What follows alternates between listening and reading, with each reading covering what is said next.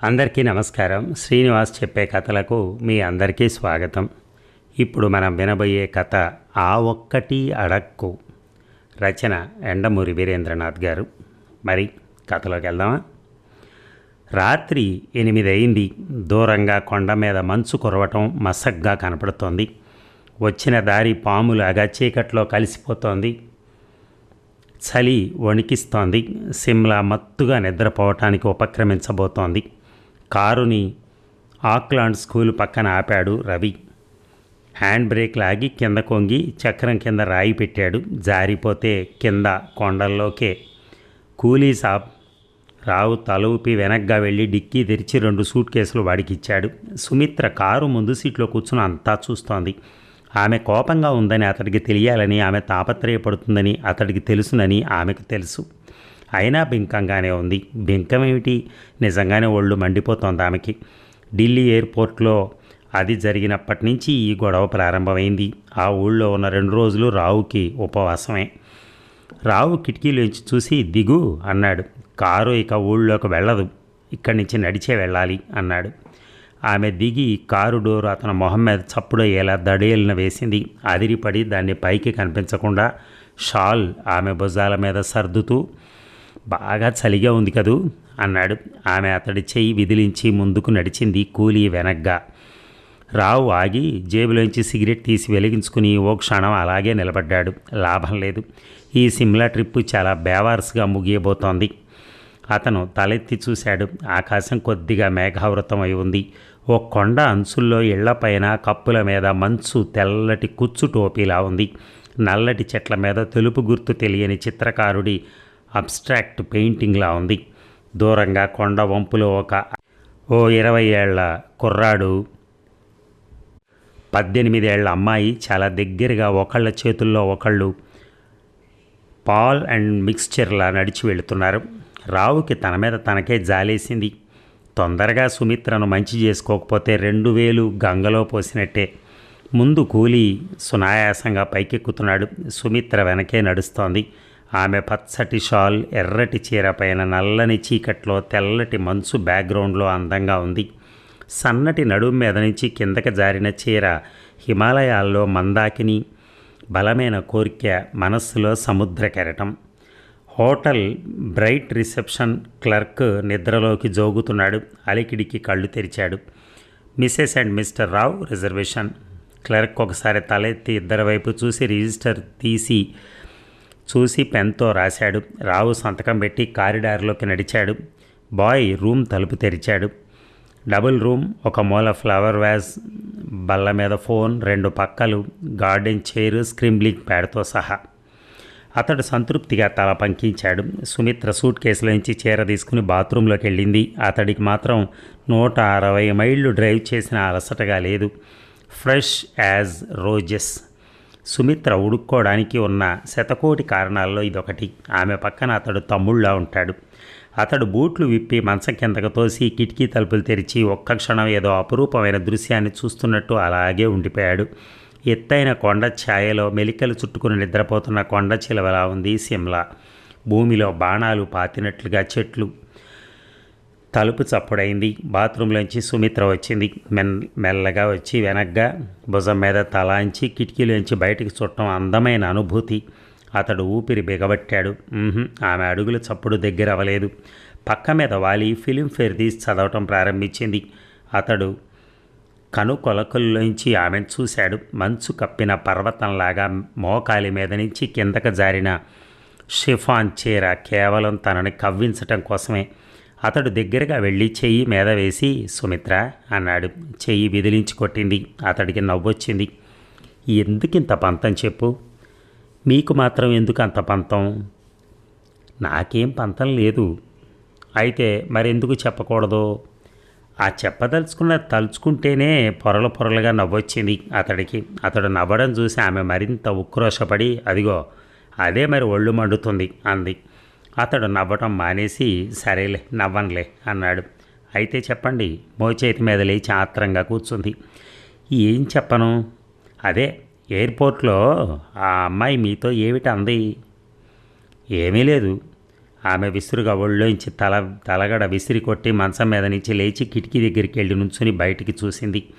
ఒకవైపు రావుకి ఆమె కోపం చూసి నవ్వొస్తోంది. ఎందుకు చెప్పాలి అనే పంతం ఇంకోవైపు.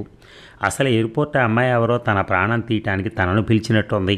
ఢిల్లీలో దిగేసరికి సాయంత్రం 5 అయింది. ఎయిర్ బస్ చాలా రష్గా ఉంది. రావు సుమిత్ర బ్యాగేజ్ కోసం నిలబడ్డారు. అప్పుడొచ్చింది ప్రళయం. సుమిత్ర మాటిమాటికి రావు వైపు చూస్తోంది. గ్రే సూట్లో అతను కొట్టొచ్చినట్టు కనపడుతున్నాడు. అందమైన మగవాడు చూడటానికి బాగుంటాడు కానీ వాడే మొగుడైతే ప్రతి క్షణం వాడిని పరిరక్షించుకోవటానికి టైం సరిపోతుందని సుమిత్ర తన 14 ఏళ్ల వైవాహిక జీవితంలో అనుభవపూర్వకంగా గ్రహించింది. అందులో ఆ రోజు సూట్లో అతడు మరీ బాగున్నాడు. స్తంభానికి ఆనుకుని నిలబడి సిగరెట్ వెలిగించుకుంటూ ఉంటే చూడముచ్చటగా. అయితే సుమిత్ర అతన్ని చూడటం లేదు. అక్కడికి 10 గజాల దూరంలో ఒక చిన్నది చేతిలో పేరుకు పుస్తకం పట్టుకుని దానిపైనుంచి రావుని ఓరగా చూస్తోంది అని గమనించింది. రావుకు అమ్మాయి తనను చూస్తుందని కూడా తెలుసు. అందుకే అవసరమైన దానికంటే ఎక్కువ కాన్సన్ట్రేషన్తో వస్తున్న బ్యాగేజ్ వైపు చూడసాగాడు. ఆ అమ్మాయి తన మొగుడు వైపు అలా చూడటం సుమిత్రకు అస్సలు నచ్చలేదు. కొర చూసింది. అయినా లాభం లేకపోయింది. 5 నిమిషాల్లో బ్యాగేజ్ వచ్చేసింది. అవి తీసుకుని బయటకు వస్తుంటే ఆ అమ్మాయి చేత్తో దగ్గరగా రమ్మన్నట్టుగా సైగ చేయటం, రావు తననేనా అన్నట్టు చూడటం, ఆ అమ్మాయి తల ఊపటం, అతడు ఆ అమ్మాయి దగ్గరికి వెళ్ళటం సుమిత్ర చూస్తుండగానే జరిగిపోయాయి. ఆ అమ్మాయి నవ్వుతూ ఏదో అనటం, రావు మొహం ఎర్రబడటం, అతడు నవ్వటం, ఏదో అని వెనక్కి తిరగటం కన్ను మూసి తెరిచే అంతలో జరిగిపోయాయి. భార్య దగ్గరికి వచ్చి పద అన్నాడు. కారు ఇంద్రప్రస్థ మార్గం వైపు వెళ్తూ ఉండగా సుమిత్ర కంఠాన్ని చాలా క్యాజువల్గా పెట్టి ఏమిటి ఆ అమ్మాయి అంటోంది అంది. రావు అంతకన్నా మామూలుగా ఏమీ లేదు అని అన్నాడు. చెప్పకూడదా ఏమిటి? ఏం లేదన్నా కదా. కారు హోటల్ ముందు ఆగటంతో ఆ టాపిక్ ఆగిపోయింది. అయితే ఆ రాత్రి మళ్ళీ వచ్చింది. ఆ అమ్మాయి మీకు ఇంతకుముందే తెలుసా? ఏ అమ్మాయి? అదే ఎయిర్పోర్ట్ అమ్మాయి. తెలీదే. మరేం మాట్లాడింది? రావుకి అది తలుచుకుంటే నవ్వొచ్చింది. ఏమీ లేదు అన్నాడు. మళ్ళీ నవ్వొచ్చింది.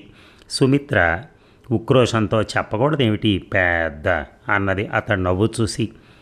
ఏం లేదంటున్నా కదా. సుమిత్ర అతడివే విచిత్రంగా చూసి ముక్కు మొహం తెలియని పిల్ల దగ్గరికి పిలిచి మాట్లాడకుండా ఊరికే hello how do you do అందా.